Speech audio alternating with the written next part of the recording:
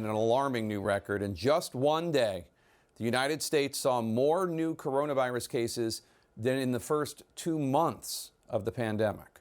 More than 50,000 people in the U.S. are confirmed to be infected with coronavirus yesterday. The peak in April, well, that we once thought would be the high point. It's now been dwarfed as the United States, alone among wealthy and Western nations, we should note, the United States seeing the curve trending in the wrong direction. Dr. Anthony Fauci today saying that only about half the country really locked down when it was asked to, meaning the outbreak continued to grow and the virus continued to spread.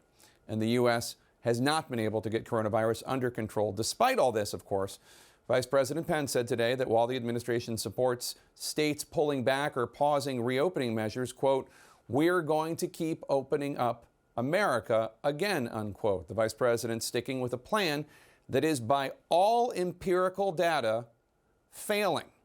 And as CNN's Jason Carroll reports for us now, Dr. Fauci is now fully stating that the United States is losing the battle against coronavirus. Everyone good?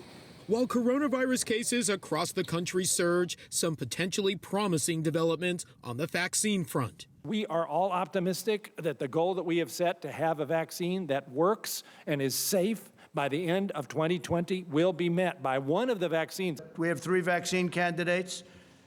We've had many more, but 3 are really looking good. That news comes as the U.S. saw a single-day record for new cases on Wednesday, and just today, Florida reporting more than 10,000 new cases, a new daily record high for the state. Our capacity in hospitals is becoming less and less available, and we're seeing a return of a disease that everyone dreaded from day one. Doctors in Texas overwhelmed by the number of COVID patients, so many, in some parts, there are wait lists for ventilators. I got 10 calls, all of whom young people who otherwise would be excellent candidates to be able to put on ECMO.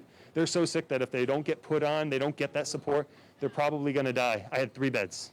At least 23 states have changed or paused reopening plans due to spikes in COVID cases. Today, the nation's top disease expert, Dr. Anthony Fauci, telling the BBC some states may have reopened too soon.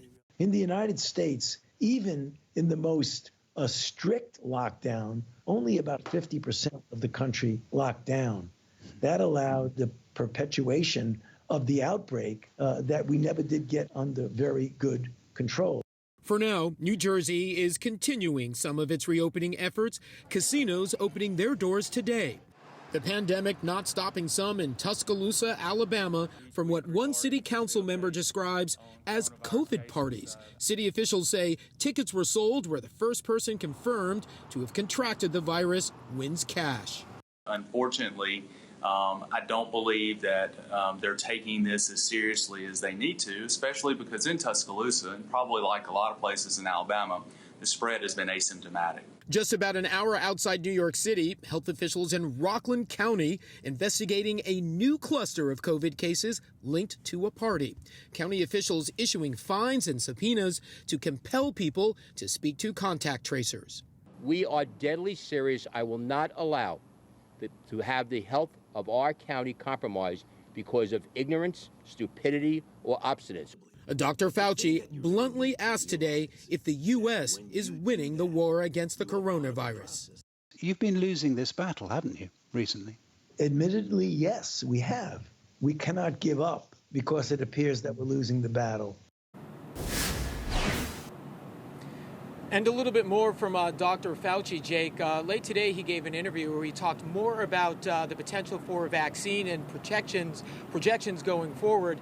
He said they should know by winter or by early 2021 if they have a safe and effective vaccine. And already, Jake, there are discussions among health officials about who would be the first to get it. First responders, possibly those over the age of 65, those in long-term care facilities, but obviously, first thing first, you have to get that effective vaccine.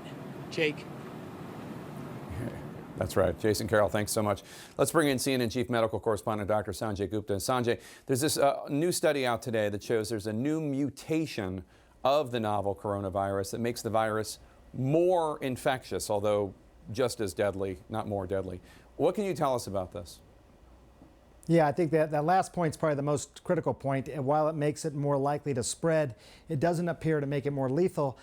Jake, we had some hints of this before. We knew that there was a different strain that was primarily coming out of Asia and a different strain that was primarily coming out of Europe. In fact, if you look at the eastern part of the United States versus the western part of the United States, probably different versions of the virus were affecting this.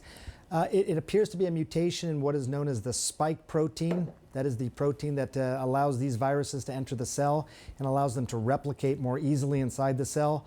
But I think the two critical points is while it may make it more likely to spread, it does not appear more lethal and also doesn't seem to affect a possible future vaccine. It's not a big enough mutation that should affect that, Jake.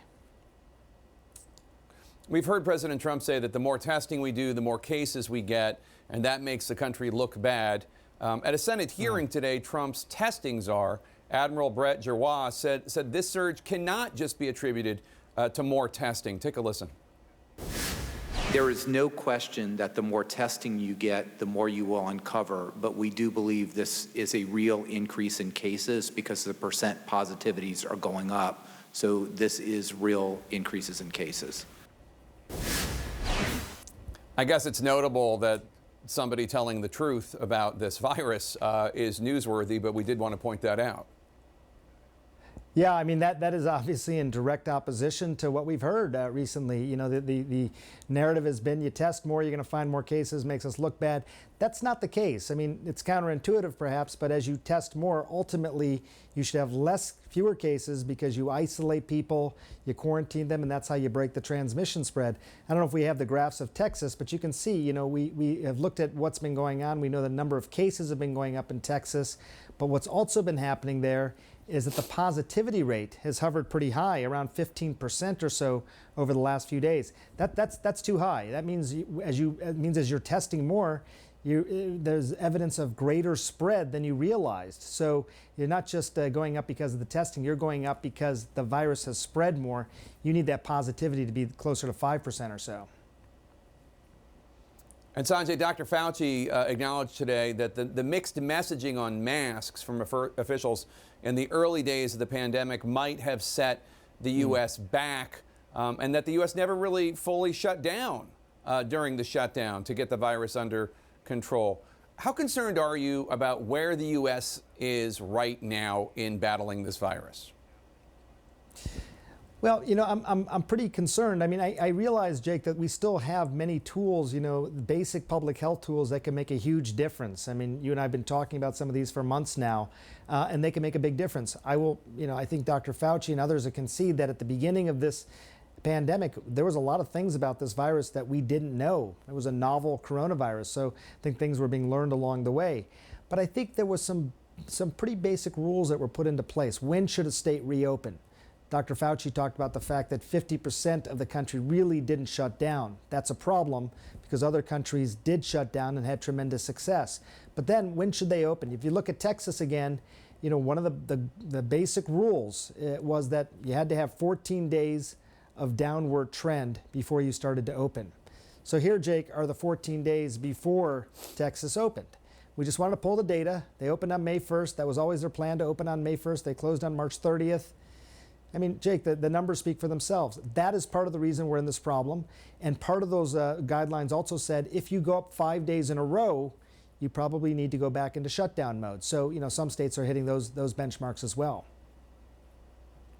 We should point out, Sanjay, you and I were this out at the time they were reopening, even though they were violating all of the gateway suggestions from the coronavirus task force. We were saying they have not met those criteria.